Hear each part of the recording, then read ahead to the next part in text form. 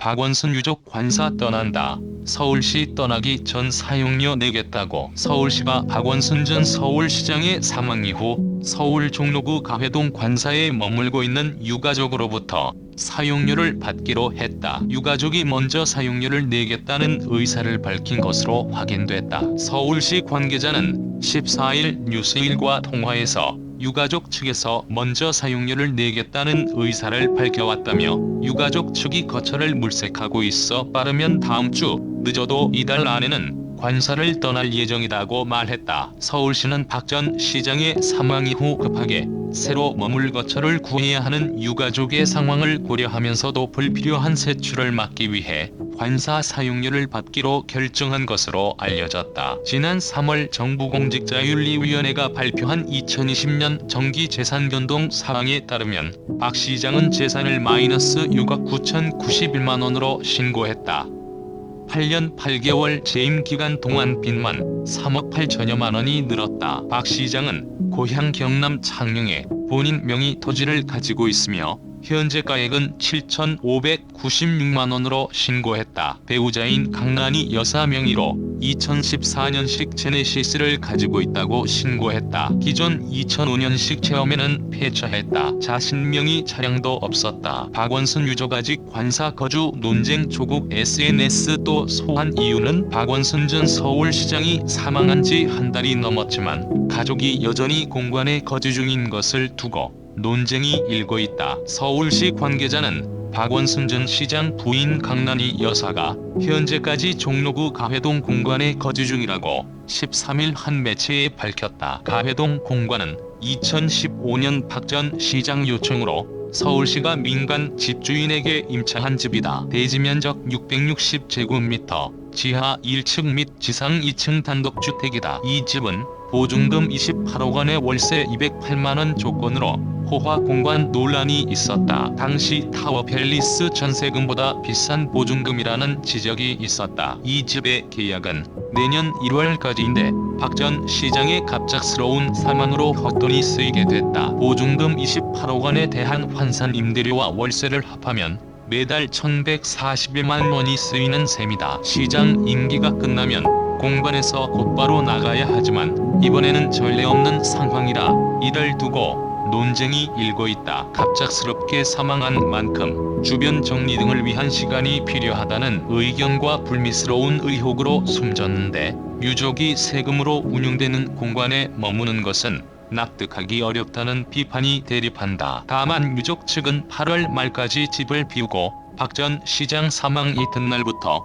퇴거일까지 사용료를 내겠다고 밝힌 것으로 알려졌다. 그러나 일부 누리꾼들은 2017년 박근혜 전 대통령 파면 후에 진보 진영에서 당장 나가라고 공세했던 것을 떠올렸다. 이날 인터넷에서는 조국 전 법무부 장관의 당시 SNS 글이 공유되고 있다. 당시 조 전 장관은 트위터를 통해 박근혜 씨는 반나절도 그 공간에 있으면 안 된다. 고에게 숙박비를 내더라도 안 된다. 그게 법이다. 사비를 써서 호텔로 옮기고짐은 추후 포장 이사하라고 요구한 바 있다. 서울시는 공관 내 1층 집무실은 유족이 사용하는 게 아니므로 2층 주거 공간에 대한 사용료만 산정해 요청할 방침인 것으로 알려졌다. 이에 대해서도 서정엽 직무대행을 비롯한 서울시 공무원 누구도 공간 내 집무실을 사용할 수 없는 상황인데 이런 계산법은 문제가 있다는 지적도 있다. 고 박원순 서울시장 사망 전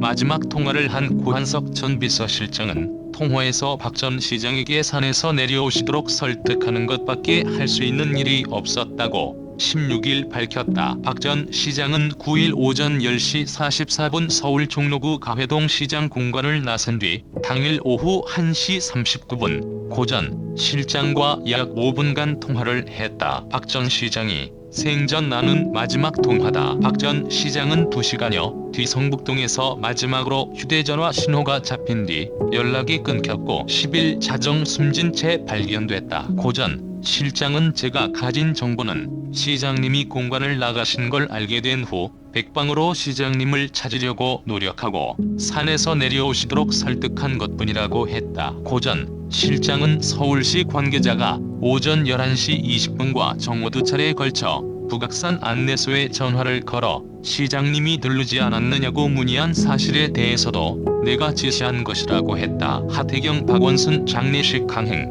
이해찬 서울시도정보를 미래통합당 하태경 의원은 17일 전광훈 목사는 물론 더불어민주당 이해찬 대표와 서울시 부시장을 반드시 엄벌에 처해야 한다고 했다. 당 정청이 전광훈 사랑제일교회 담임 목사 등이 참여한 15일 서울 광화문 군중 집회에 대해 국가 방역에 대한 도전이라며 집중 포화를 퍼붓는 가운데 전 목사는 물론 민주당과 서울시도 책임을 물어야 한다는 것이다. 하 의원은 이날 페이스북에서 국가방역 체계를 무너뜨리는 주범은 문재인 정권의 이중잣대라며 이번 사태에 빌미를 준 민주당과 서울시에 함께 책임을 물어야 한다고 했다. 그는 하 의원은 민주당과 서울시는 집회가 금지된 서울광장에서 고박원순 전 서울시장의 대규모 장례식 강행에 전광훈 측의 집회 강행에 빌미를 주었다며 서울광장이나 광화문광장은 모두 서울시에서 직접 집회 금지 명령을 내린 장소다. 불법 집회한 전광훈 목사도 고발돼야 하고 같은 논리로 이해찬 대표와 서울시 부시장도 고발돼야 한다고 했다. 앞서 경찰은 박 전 시장 장례를 위한 서울시의 시민분향소 설치에 대해서 보건복지부의 감염병의 예방 및 관리에 관한 법률 위반 여부를 질의했다. 코로나 사태가 심각한데 서울 한복판에 시민분향소를 설치해 일반 시민들이 조문하도록 하는 방침이 감염법 예방법 위반 사항이라는 민원이 제기됐기 때문이다. 하 의원은 서울시가 스스로 방역 원칙을 무너뜨린 불법 분향소를 설치해놓고 도저히 수습이 안 되니 정부 부처가 서로 책임을 떠넘기는 폭탄 돌리기를 했다며 이러니 전 목사 같은 사람이 국가의 방역 체계를 우습게 보고 집회를 강행하는 것이라고 했다. 박원순 성추행 피해자 쪽 인권위에 증거자료 30개 제출. 남 최고위원은 27일 오전 최고위원회의에서 저부터 통절히 반성한다. 너무나 참담한 마음과 자책감이 엉켜서 많은 어려움이 있었다는 것을 양해 부탁드린다고 울먹이는 목소리로 말했다. 앞서 남 최고위원은 박 전 시장에게 성추행 피소 사실을 직접 알린 것 아니냐는 의혹에 대해 지난 24일 사실이 아니다라고 해명한 뒤 침묵을 지켜왔다. 대표적인 박원순계로 꼽히는 남 최고위원은 여성운동계 출신으로 민주당 젠더폭력근절대책위원장을 맡고 있다. 남 최고위원은 민주당의 보다 과감한 조처를 촉구했다. 그는 민주당 지자체장의 연이은 성폭력 사건은 여성 유권자들을 분노케 했고 웬만한 대책으로는 민주당에 다시 지지를 보내지 않을 것이라며 위력에 의한 성폭력 문제를 뿌리 뽑기 위해서는 권력관계 성불평등을 성균형적으로 전환시켜야 한다고 말했다. 남 최고위원은 차기 당 지도부에게 지명직 최고위원 2명을 여성으로 지명해달라고 촉구하기도 했다. 앞서 민주당에서는 최고위원 여성 30% 의무화를 당헌에 반영하기 위한 논의가 진행되다가 이해찬 민주당 대표의 반대로 무산된 바 있다. 남 최고위원은 문재인 대통령도 공약인 30% 여성 임명을 지키고 있으며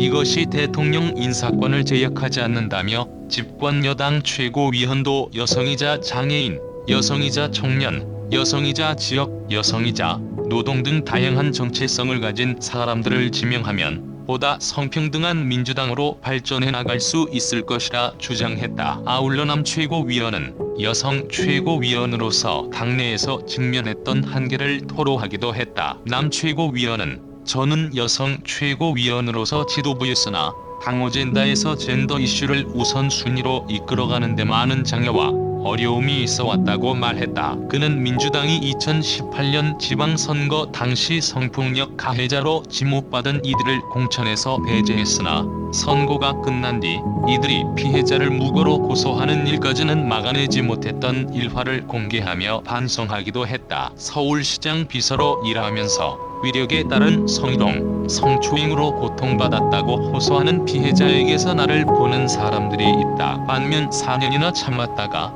왜 이제 말하냐 결정적 한 방을 내놓으라며 피해자에게 비난을 쏟아내는 사람들이 있다. 이런 차이는 왜 발생하는 것일까? 여러 요인 중 하나는 성차별, 성적 괴롭힘을 인지하는 민감성이 성별, 세대별로 다르기 때문으로 풀이된다. 이 설문조사 업체 오픈서베이에 의뢰해 7월 22일 전국 20에서 59살 남녀 500명에게 한 직장 내 성평등 인식 조사 결과를 보면 외모에 대한 칭찬도 직장 내 성적 괴롭힘이 될 수 있다는 질문에 20대 여성 37.1%가 매우 그렇다고 답했다. 그러나 50대 남성은 3.2%에 그쳤다. 업무 외 사적인 메시지 전송은 성적 괴롭힘이 될 수 있다는 항목에서도 20대 여성 38.7%가 매우 그렇다고 했지만 50대 남성은 14.5%에 그쳤다. 성인지 감수성의 격차가 큰데도 성희롱, 성폭력 문제가 발생하면 우리는 심판자를